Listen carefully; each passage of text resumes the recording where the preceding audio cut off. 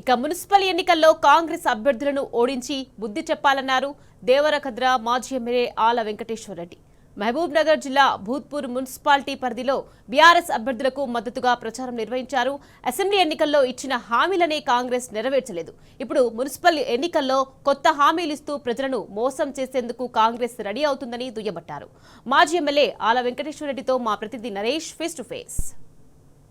మున్సిపాలిటీలో BRS party అభ్యర్థులకు మద్దతుగా మాజీ ఎమ్మెల్యే ఆల వెంకటేశ్వరరెడ్డి ప్రచారం నిర్వహించారు. ప్రస్తుతం మనతో పాటు ఆయన ఉన్నారు, వారితో మాట్లాడదాం. 3 రోజుల నుంచి కూడా విస్తృతంగా ప్రజల్లో పర్యటిస్తా ఉన్నారు. ఎట్లా కొనసాగుతుంది ప్రచారం? ఈ రోజు భూత్పూర్ మున్సిపాలిటీకి సంబంధించి 10 వార్డులలో 5 వార్డులు అమిసాపూర్ కి సంబంధించిన 5 వార్డులలో పొద్దున్న నుంచి ప్రచారం చేస్తా ఉన్నాం. ప్రచారము ర్యాలీ నిర్వహిస్తున్న సందర్భంగా ప్రజల్లో మమ్మల్ని చూసినప్పుడే అర్థమైతా ఉంది.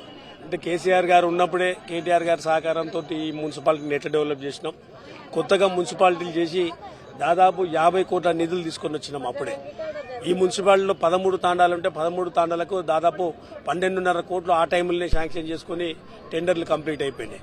అంటే ఏది డెవలప్మెంట్ జరిగినా కేసీఆర్ గారి హయాంలోనే జరిగింది తప్ప గత 2 సంవత్సరాల 2 నెలలు అయిపోయింది కాంగ్రెస్ పార్టీ వచ్చి ఇవాళటి వరకు ఒక డెవలప్మెంట్ కూడా జరగాలి.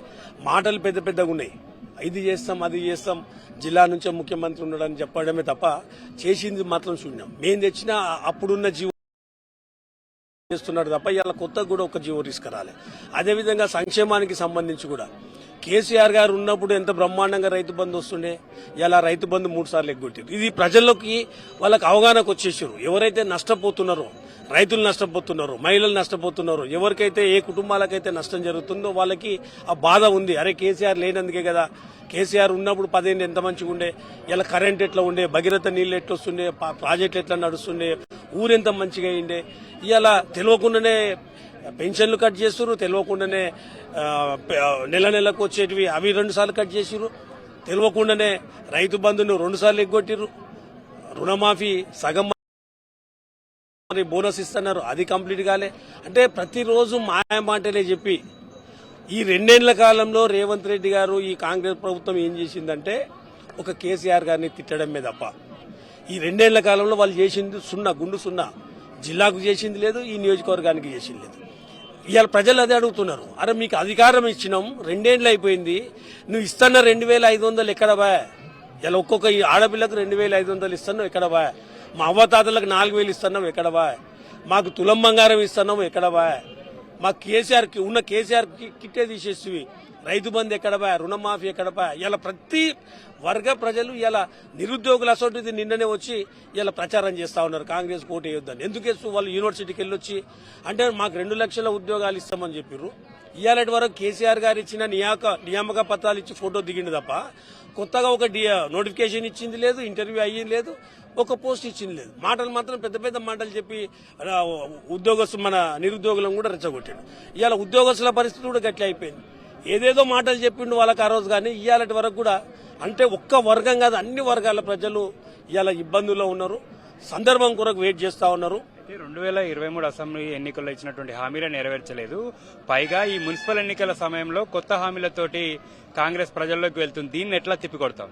అంటే ప్రజలకి అర్థమైపోయింది వీళ్ళు మాయ మాటలు. కేసీఆర్ గారేమో నాట్లు వేసేటప్పుడు రైతు బంధు ఇస్తుండే, రేవంత్ రెడ్డి గారు ఓట్లు వచ్చినప్పుడు రైతు బంధు మాట ఎత్తుతాడు.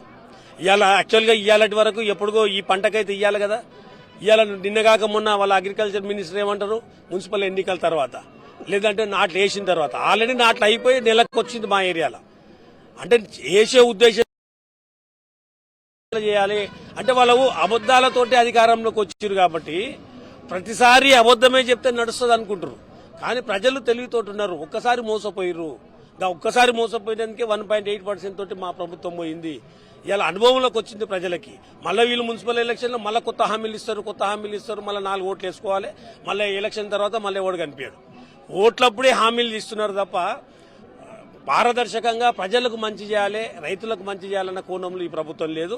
ఓన్లీ బూతుల ముఖ్యమంత్రిగానే పేరు పడ్డాడు తప్ప ఆయన ప్రజలకు మంచి చేసే ముఖ్యమంత్రిగా మాత్రం పేరు తెచ్చుకోలేదు. మున్సిపల్ ఎన్నికల సందర్భంగా మీ నియోజకవర్గ పరిధిలో మొత్తం 3 మున్సిపాలిటీలు ఉన్నాయి. ఈ సందర్భంగా ఈ మున్సిపాలిటీ ప్రజలకు ఏం చెప్తారు? నేను ఒకటే మున్సిపాలిటీ 3 మున్సిపాలిటీల్లో ఉన్న దాదాపు 40,000 ఓటర్లు ఉన్నారు. ఆలోచన చేసి ఓటు అయింది. చదువుకున్న వాళ్ళు చాలా మంది ఉన్నారు. అమాయకంగా ఓటేయండి, వేయకండి. వాళ్ళు ఇచ్చే డబ్బులకో మందుకో మనం లొంగిపోతే మన ప్రాంతం ఇప్పటికే 2 ఏళ్ల కాలమైంది. ఇలా మన పాలమూరు రంగారెడ్డి ప్రాజెక్టు 6 నెలలు కంప్లీట్ అయితే అయిపోయే ప్రాజెక్టు ఈ రోజు వరకు పెండింగ్ ఉంది. 2 ఏళ్లు అయిపోయింది. జిల్లా నుంచి ముఖ్యమంత్రి, జిల్లా నుంచి 12 మంది ఎమ్మెల్యేలు ఏం చేస్తున్నట్లు? ఇలా అదే కంప్లీట్ అయిపోతే సాగునీరు వస్తుంది కదా.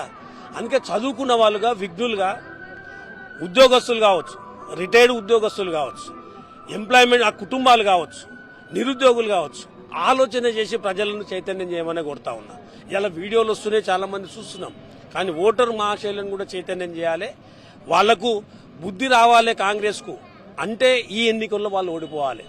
ఏదైతే గ్యారంటీ కార్డులు ఇచ్చి ప్రజలను మోసం చేసి అధికారంలోకి వచ్చి కూర్చున్నారో ఇలా మళ్ళగా అమలు కాని హామీలు కొన్నైనా అమలు కావాలంటే 100% ఈ ఎన్నికల్లో కాంగ్రెస్ ఓడిపోవాలి, కారు గుర్తు గెలవాలి.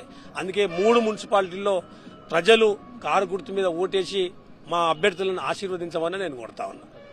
2 ఏళ్లలో కాంగ్రెస్ ప్రభుత్వము మున్సిపాలిటీలో ఎటువంటి అభివృద్ధి పనులు చేపట్టలేదని, ఈ మున్సిపల్ ఎన్నికల్లో కాంగ్రెస్ పార్టీ అభ్యర్థులను ఓడించి కాంగ్రెస్ పార్టీకి బుద్ధి చెప్పాలన్నారు దేవరకద్ర మాజీ ఎమ్మెల్యే ఆల వెంకటేశ్వర రెడ్డి.